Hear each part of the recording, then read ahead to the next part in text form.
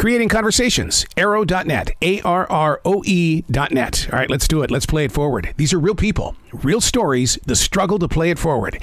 Episode number 504 is with actor Omar Epps. I'm good. How you doing? Absolutely fantastic. Is it safe to say that we've watched you grow up? I mean, I remember when you first appeared on the entertainment scene, and now when we see your name, we see your image, it's like, oh, it's an automatic win. Yeah, you have to watch it because he's going to give you quality all the time. Thank you, first and foremost for that. But you know what? The reality is, I have seen me growing up. The world has. I did my first film when I was 17 years old, and that was 30 years ago, something like that. So it's a blessing. That's all I could say. It's a blessing to still be able to do what I truly love to do, what I feel is part of my purpose in life, to hopefully inspire and motivate people through the art of storytelling. And look how the industry has changed so much. I mean, when you got in at 17 years old, there was no such thing as streaming or anything like that. And now, I mean, it's like, with this is the season number 2 for Power Book 3, but it's like we can go back and we can binge watch over and over again. Yeah, and I think that's listen, I think that there's pros and cons to everything, right?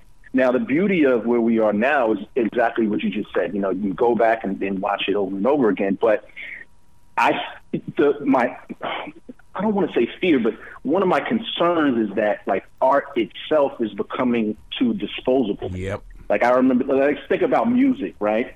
Like we used to line up, if a record was coming out, it was like you saved up your money and you asked your mom or your pop for some money or you worked a little job and you had to get that cassette. You had to get that CD and you would live with it for like 2-3 years, And now it's like, people listen to something, and then the next week they're on to the next thing. That's right. It's just so much out there. But, in a sense, it kind of puts the pressure on creators to do better work. How do you keep people's attention?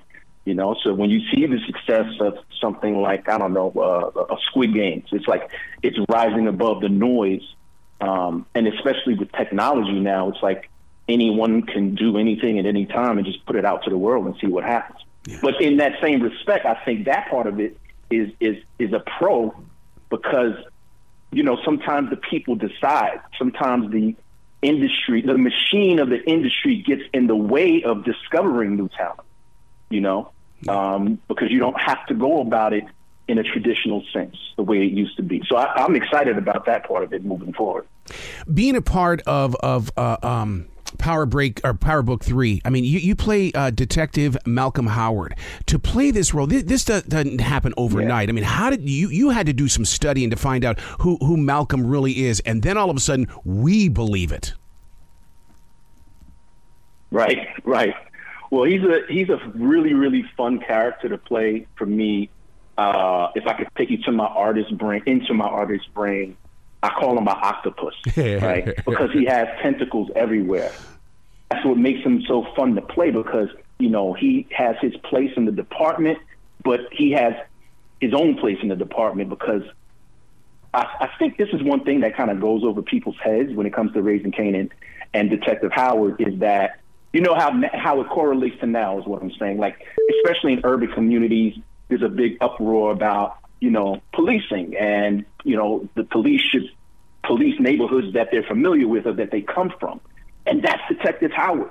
He comes from the neighborhood he's policing. Mm-hmm. So on the flip side, he has a foothold in the streets because he knows these kids' parents and uncles and aunties and stuff like that. So he's able to maneuver as if he's not a cop, even though everyone knows he is. And then when you take that back to the department, that's why he has such a long leash because he's able to get places and get to people that some of these other cops, they see coming a mile away. Yeah. When they see Howard, it's like somebody from the neighborhood that just, we know what he does, but he's still eating chicken wings and fried rice in the same spots that they selling drugs. You know what I mean? Well, see, that's what's going to be so exciting about this new season on Stars is the fact that you are in the neighborhood in the way of bringing the family in. In other words, the mafia. I mean, there's some stuff that's going down in season number 2 that's going to create a lot of water cooler conversation. Oh yeah, for sure, and that's a testament to Sasha Penn, our showrunner, and obviously the brilliant Courtney Kemp and our whole writing team. 50, it's just there's a lot of great minds at work, so everyone's trying to get to the tip of the sword, so to say. Yeah. Are you going to be releasing any new music soon? You know what? I don't know. Who knows, man? I mean, it's something I've always loved to do, and it truly is a hobby for me in that sense, but not in a pacifying sense, but just when I feel it, I feel it. My focus has been on. Well, I mean, you have the right to make music, but I have a new book coming out this November called Nubia: The Awakening. I'm really excited about that. People can order it now everywhere books are sold, whether it's Amazon or Barnes and Nobles. Everywhere books are sold, you can pre-order it. It's a young adult sci-fi fantasy, and it's my first novel, so I'm super excited about that. Dude, I have a iHeartRadio channel that's all for YA authors. I mean, I cannot wait to talk to you about this book because it's all about getting your voice out there, because it's not just words on a page to YA authors. You guys are inspiring the next generation of authors. Hopefully, yeah, that's part of the mission.